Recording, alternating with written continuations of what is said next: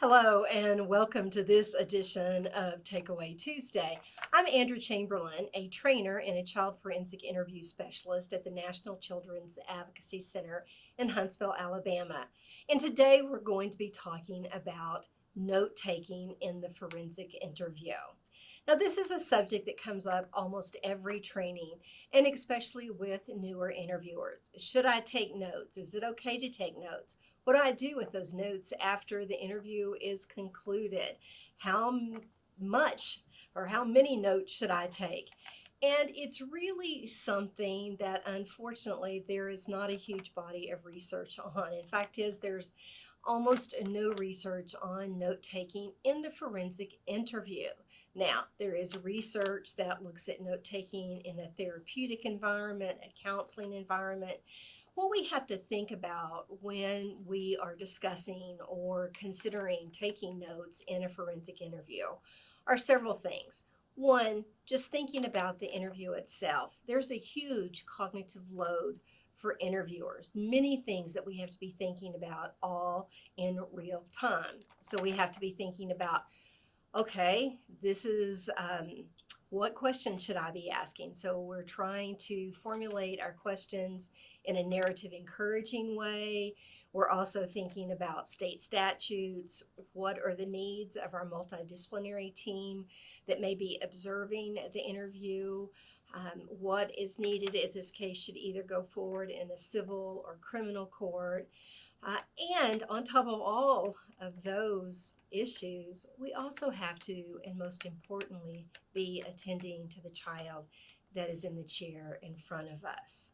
And all of our attention should really be on that child and what that child is saying, because we all know that to be a good interviewer, you have to be a good listener. So when we think about it, we have to put a question on the table. We have to listen to and understand a child's response. And then we have to think about what is the next best question. What other information do we need concerning whatever the child is telling us about?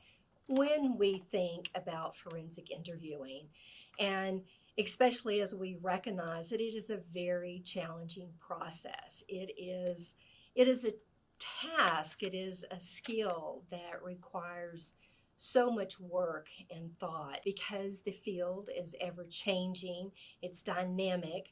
We are, as interviewers, constantly striving to elevate our practice. So, one of, again, the questions, should we take notes in the forensic interview? Would that help? Would it help us ask questions? Would it help us pay attention to what the child is saying? But we also have to consider the risk that if I am taking quite a few notes, does it interfere with the rapport building that is taking place in the interview? Would it shut a child down if they observed me taking copious notes?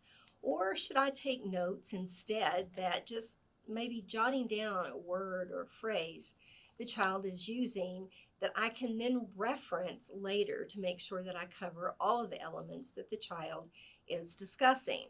So there's risk, there's benefits. What we want you to consider is that so much of language is nonverbal.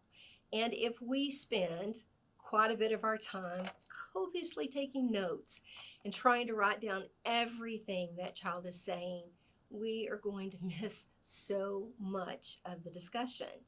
Plus, two, it just appears as all we're doing is recording the interview instead of paying attention to the child.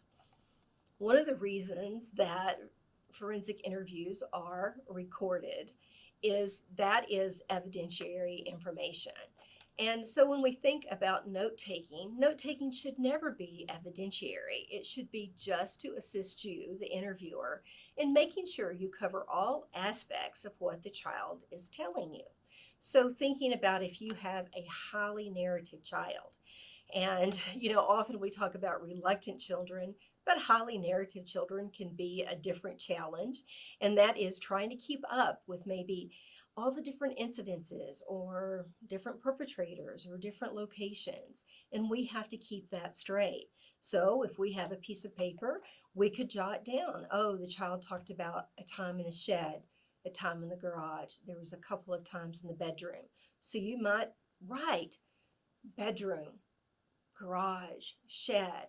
And that's just notes for you as the interviewer as you discuss everything that happened in the shed. Now let's discuss, you had talked about the garage. Tell me everything that happened in the garage.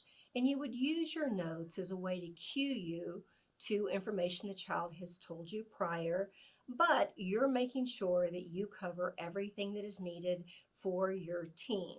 Everything that child can tell you about what occurred in different locations, or again, if there's different perpetrators or even different acts or different forms of maltreatment.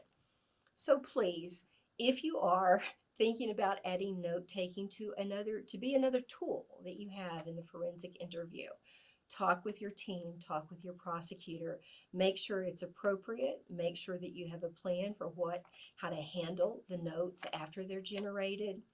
And as always, think about what is best for the child.